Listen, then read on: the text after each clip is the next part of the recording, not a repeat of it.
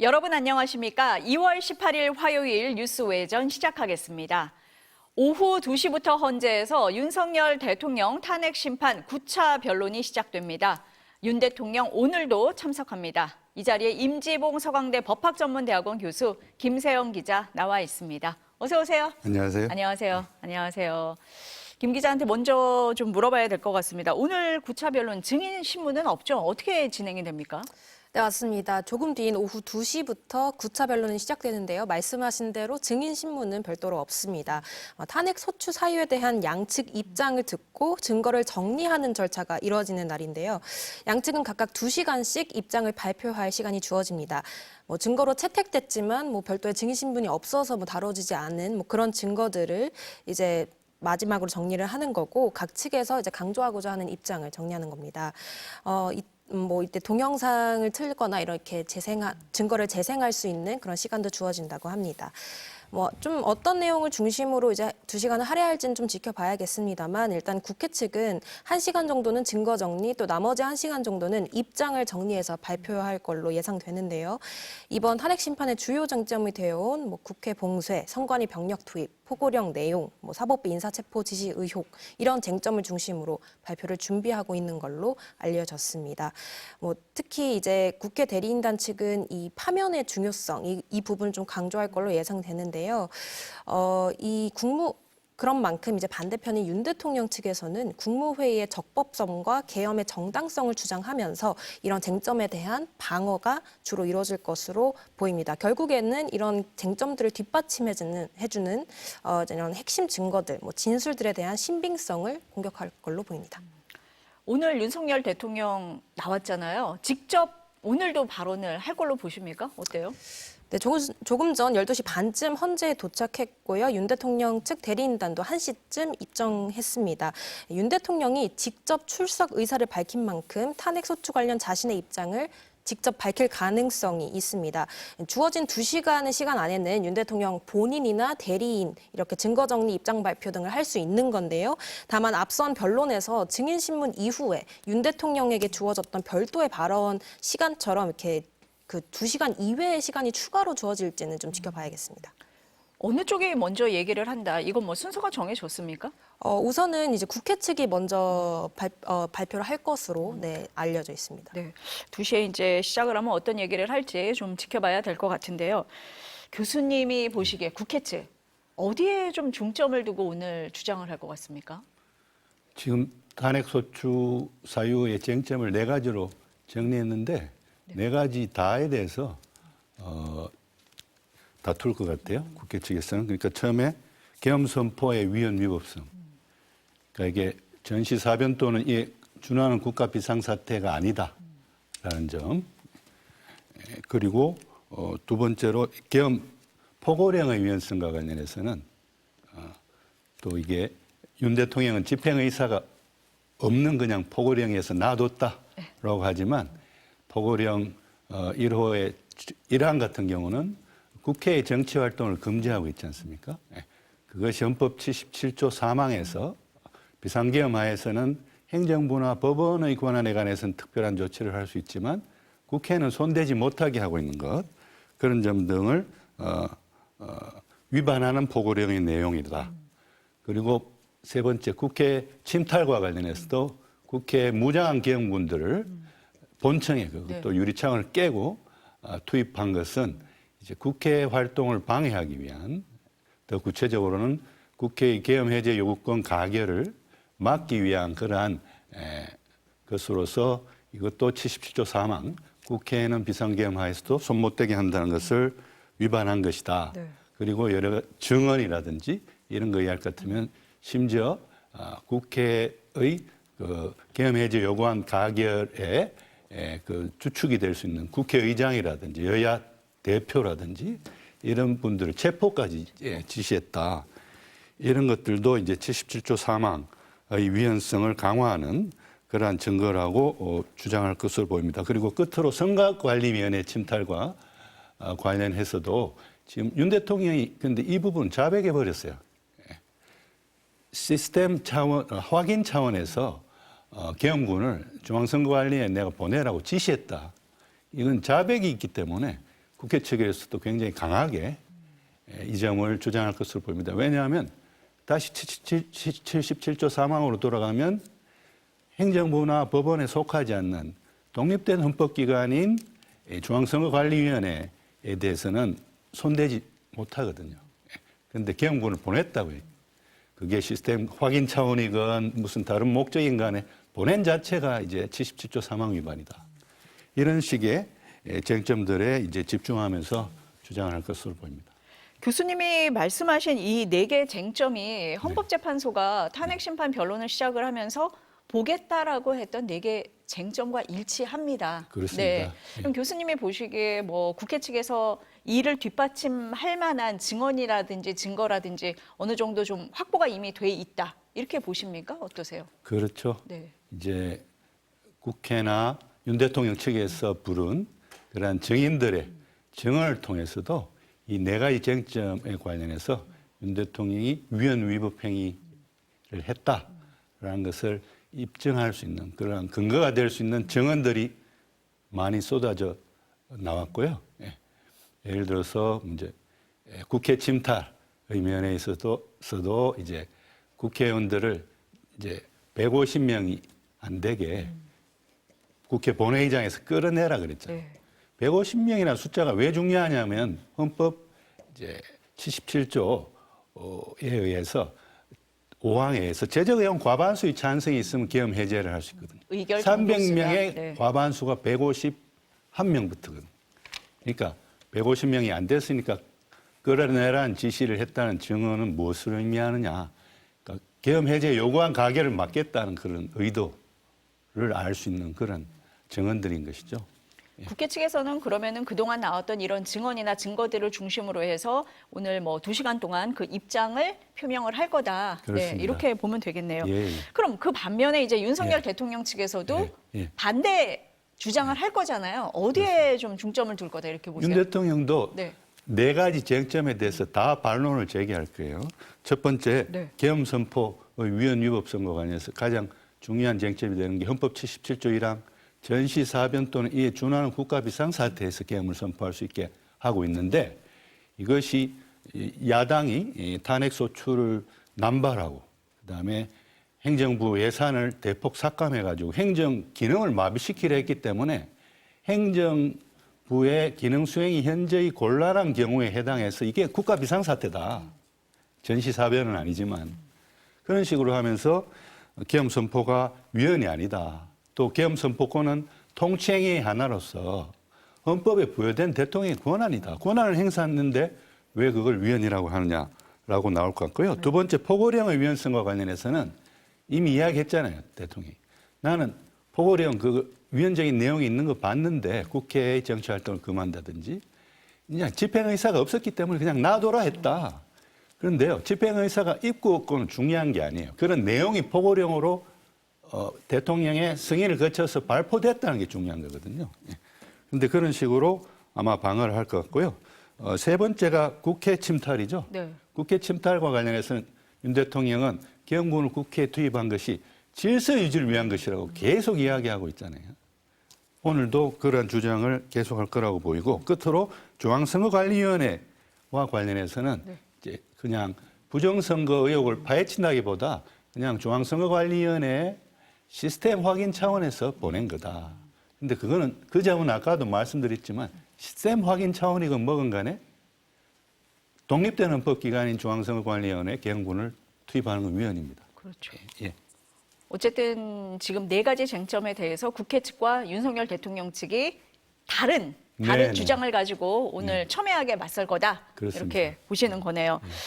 그런데 오늘 그럼 국회 측과 윤 대통령 측이 최후 입장을 하게 되는 거고 헌재가 이걸 듣는 건데 헌재가 목요일에 뭐 일단 기일 변경이 될지 안 될지는 모르겠습니다만 10차 변론기일을 잡았잖아요. 네. 그리고 증인도 채택을 한 상태예요. 네. 일반인들이 이렇게 들으시기에 순서가 바뀐 거 아니야? 이렇게 생각할 수도 있을 것 같거든요. 어떻습니까? 헌재가요. 네.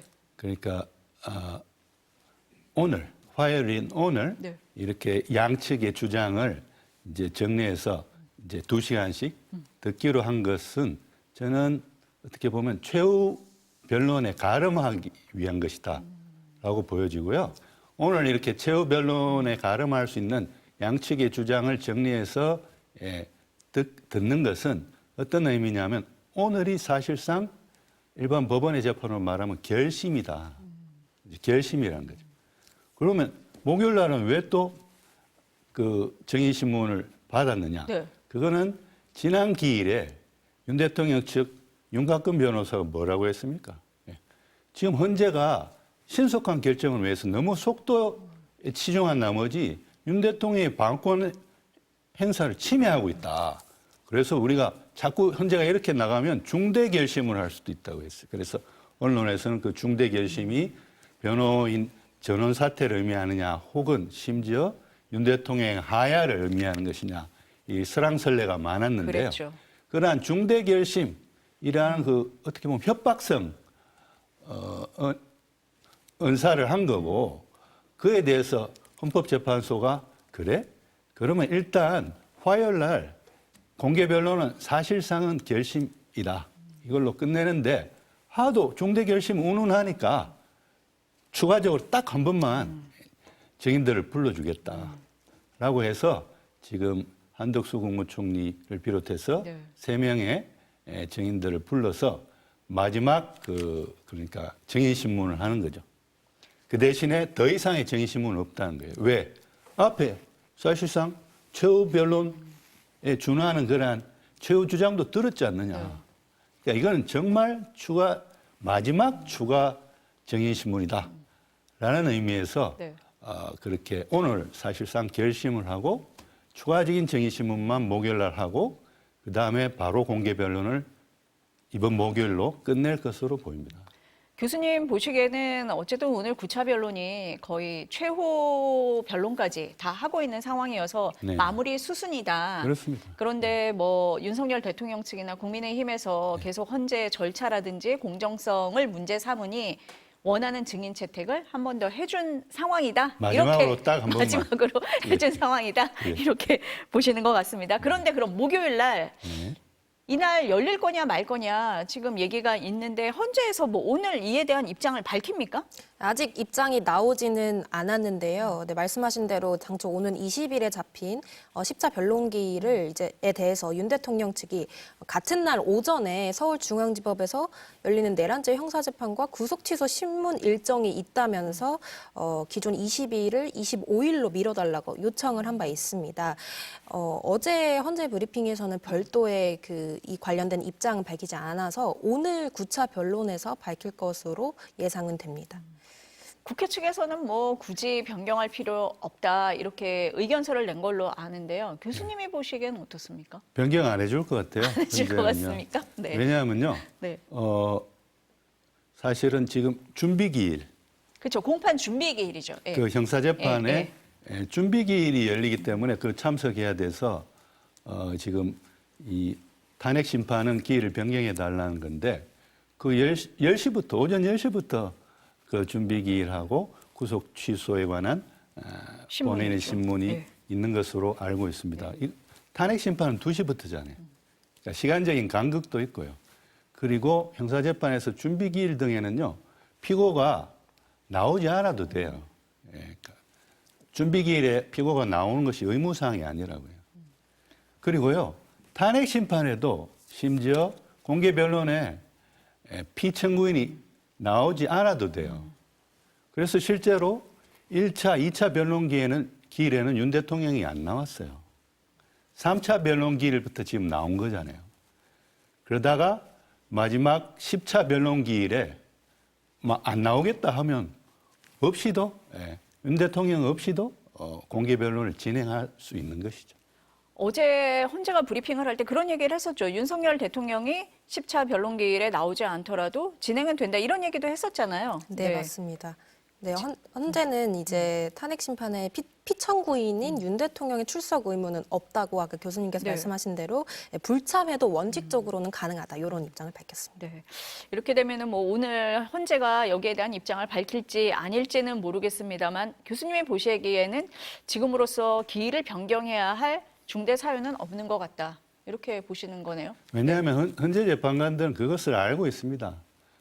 다른 사람에 대한 탄핵도 아니고 대통령에 대한 탄핵이잖아요. 그래서 지금 탄핵소추안이 국회에서 가결된 이후로 지금 윤 대통령의 권한 행사가 정지되고 아주 불안정한 대행체제로 대통령의 권한 행사가 대행되고 있는 이 비정상적인 헌정 상황이란 말이죠.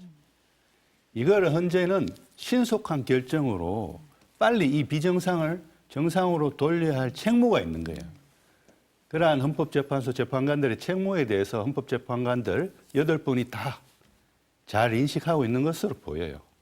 그래서 저는 이번 목요일에 추가적인 증인신문 이후로는 더 이상 증인신문을 잡지 않고 또 사실상 결심은 오늘 화요일 날 했단 말이에요. 그래서 목요일 추가적인 증인신문으로 공개 변론을 끝낼 것으로 보입니다. 만약에 이제 목요일 날 열리게 되면 이제 증인이 3명 나오게 되는 건데 뭐 조지호 경찰청장은 조금 지켜봐야겠습니다만 그 홍장원 전 국정원 1차장 같은 경우는 이미 나왔던 증인이잖아요. 네. 헌재가 한 번 나왔던 증인에 대해서는 다시 증인 채택을 하는 경우는 거의 없다 이렇게 알고 있는데요. 그렇습니까? 굉장히 이례적이에요. 이례적입니까? 한번 네. 나왔잖아요. 네. 그런데 왜 홍장원 차장을 또 불렀냐? 네. 지금 당사자 측에서 불러달라고 계속 그랬잖아요. 그러면서 왜냐하면 홍장원 차장이 네. 이제 그 대통령 이 전화로 직접 유력 정치인들, 국회의장 등을 포함해서 체포를 지시했다라고 네. 했고 나중에 여인영 사령관으로부터 그 명단까지도 들었는데 그걸 메모하다가 나중에는 치워버렸다라고 하고 그 갈겨쓴 메모를 또 부관으로 하여금 정세해서 하고 그 위에 다시 자기가 조금 더 메모하고 이런 이야기를 했잖아요. 네. 그러니까 윤 대통령의 체포에 관한 지시가 직접적으로 있었다, 자기한테. 그걸 이야기했는데 그 후에 정인으로 나선 그 국정원장이, 조태영 국정원장이 이 메모가 4개나 있다. 그러면서 이게 신빙성이 없다. 이러한 대통령의 직접적인 체포 지시가 있었다고 보기 힘들다. 라는 식으로 앞선 홍 차장의 그러한 체포 지시에 관한 증언을 탄핵해버렸기 때문에 지금 윤 대통령 측에서는 네. 다시 한번 불러가지고 더 이제 그러한 그 지시, 직접적인 체포 지시를 더 탄핵하려고 지금 벼르고 있을 건데 저는 오히려 역효과가 날 수도 있다고 생각해요. 어떤 왜냐하면 면에서? 네. 그러면 홍 차장은 준비를 안 하겠습니다. 홍 차장 제가 알기로는 어떤 뭐 언론 프로에 나가가지고 실제로 그 메모까지 보여주면서 실제로 지시가 있었다라는 것을 입증할 수 있는 증거들을 연 것으로 보여준 것으로 아는데요. 네. 탄핵 심판정에서도 그럴 거란 말이죠. 그러면 오히려 헌법재판관들한테 오히려 그런 대통령의 체포에 관한 직접 지시가 있었다는 심증만 더 강화시켜 줄 수도 있는 거예요. 추가적인 증인신문이. 그러니까 홍 전 차장 같은 경우는 윤석열 대통령하고 직접 통화를 한 인물이고 네. 일관되게 같은 얘기를 하고 있기 때문에 굉장히 중요한 증인이다. 양쪽에서 다 그렇게 보고 있는 거잖아요. 그렇죠. 교수님 말씀하신 것처럼 그런데 조태영 국정원장이 나와서 메모가 4가지나 있더라. 신빙성이 떨어진다. 이런 주장을 했는데 홍 전 차장이 다른 언론에서 그런 얘기를 했더라고요. 교수님 말씀하신 것처럼.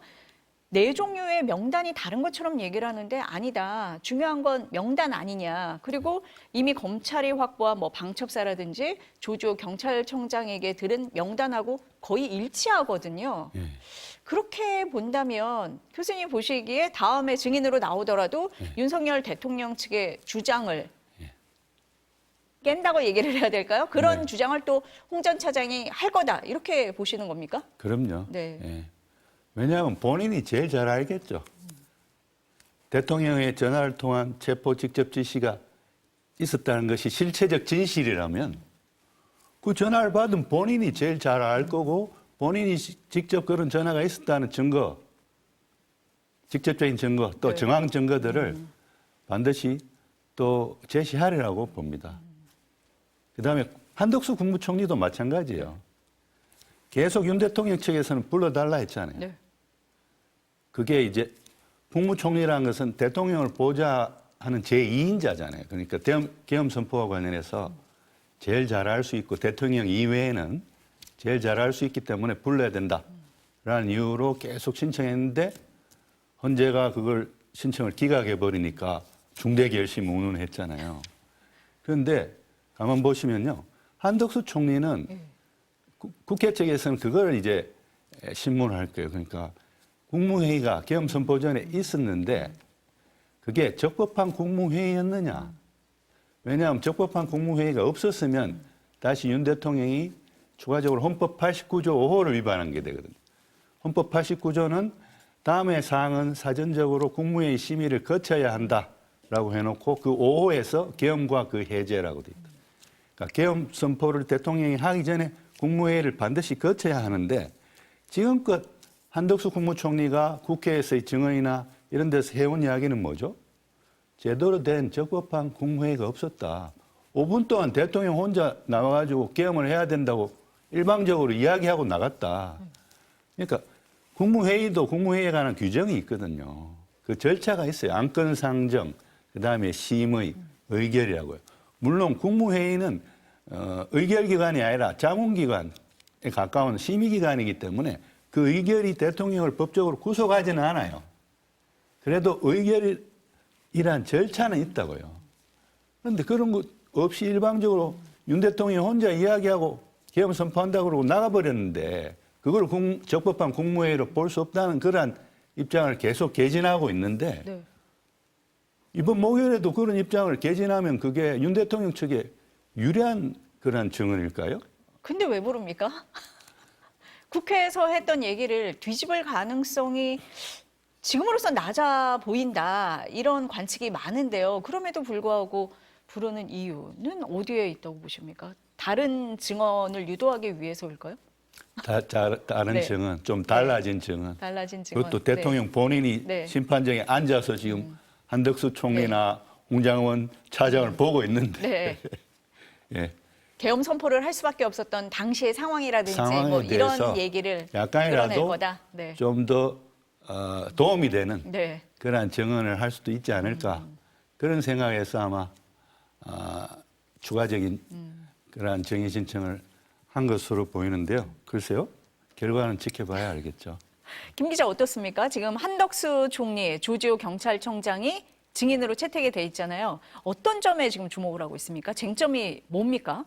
네, 뭐 앞서 교수님께서 좀 언급을 해주시긴 네. 했지만 이 10차 변론에는 한덕수 국무총리, 홍장원 전 1차장 그리고 조지호 경찰청장 이렇게 3명이 나오는데 앞서 말씀하신 대로 이 국무회의의 적법성 이야기가 나오지 않을 수가 없습니다. 그래서 다만 이제 아까 말씀하신 대로 좀 윤 대통령 측에는 불리한 발언이 나올 수도 있어요. 왜냐하면 한 총리는 앞서 이제 계엄 선포 전 국무회의에 절차적 하자가 있었다. 도저히 정식 국무회의라고 보기 어렵다. 이렇게 공개적으로 입장을 밝히기도 했고 또 검찰 조사에서도 이 국무회의가 간담회 정도였다. 이렇게 좀 진술한 바 있습니다. 그래서 이제 좀 불리한 증언을 할 수도 있는데 다만 윤 대통령 측은 비상계엄 정당성 이 부분을 좀 공략할 것 같아요. 그래서 계속해서 주장을 하는 게 거대 야당의 입법 복주, 뭐 예산 삭감 등으로 국정 운영이 사실상 마비되는 국가 비상사태였다면서 이제 이 계엄이 정당했다 이렇게 주장을 반복해 오고 있는데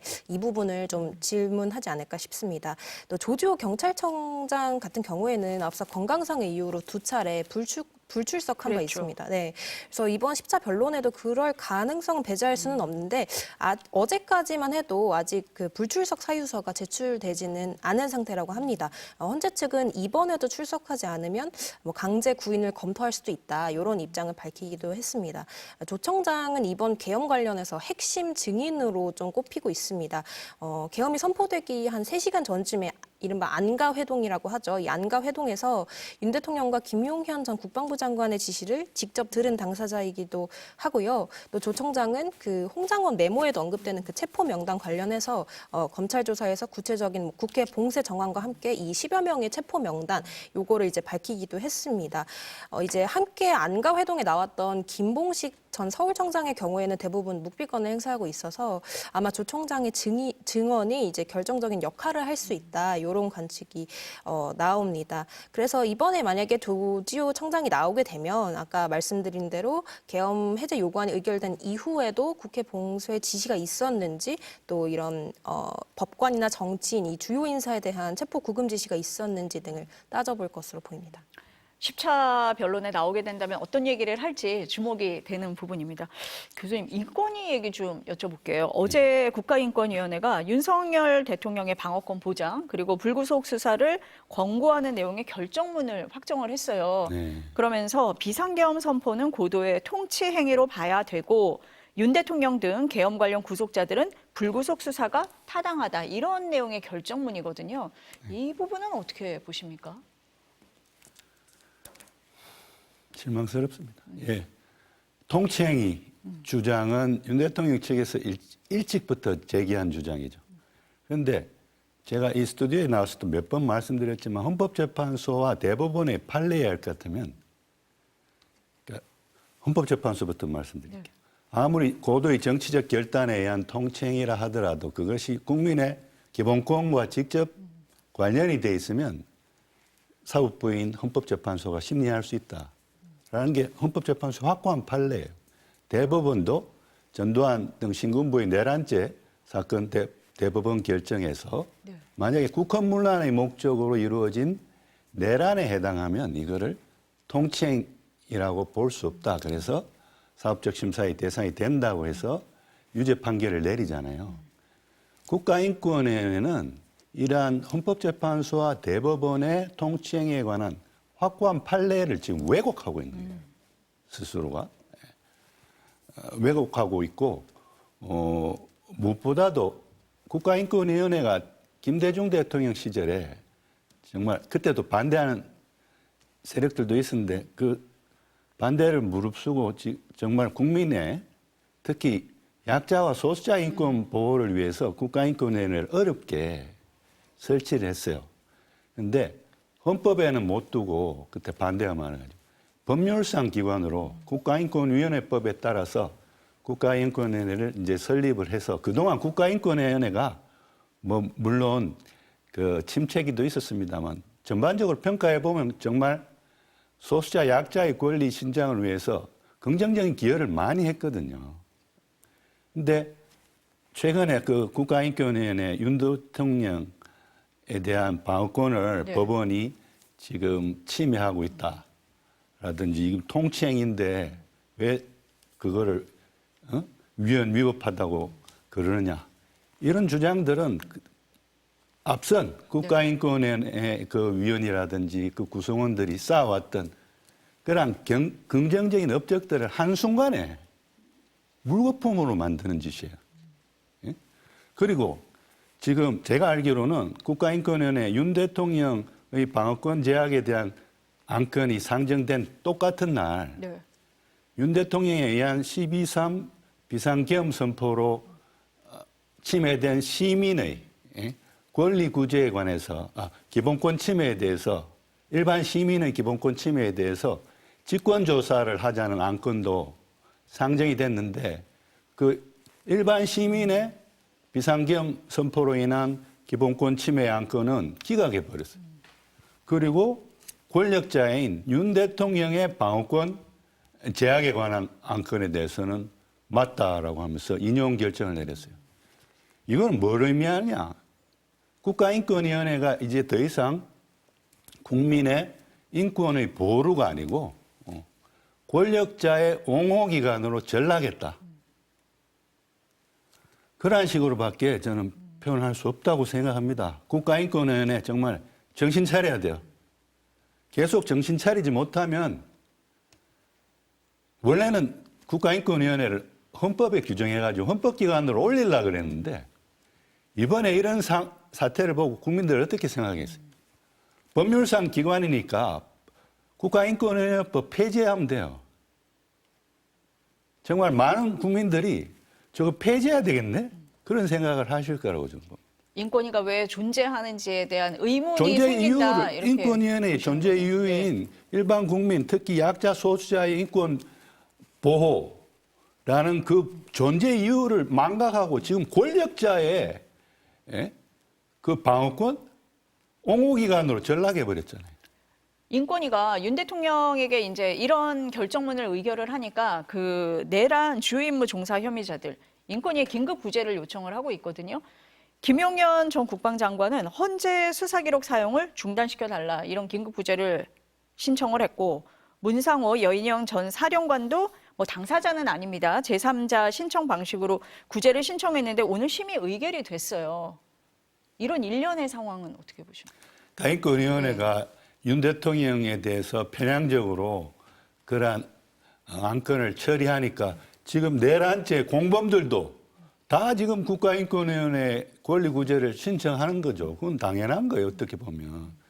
그러니까 지금 인권위원회가 그야말로 내란 공범들의 옹호기관으로 지금 전락하고 있다라고 밖에 볼 수 없는 거고요. 그런데 우리가 인권위원회 이런 결정에 대해서 그렇게 심각하게 생각할 필요는 없어요.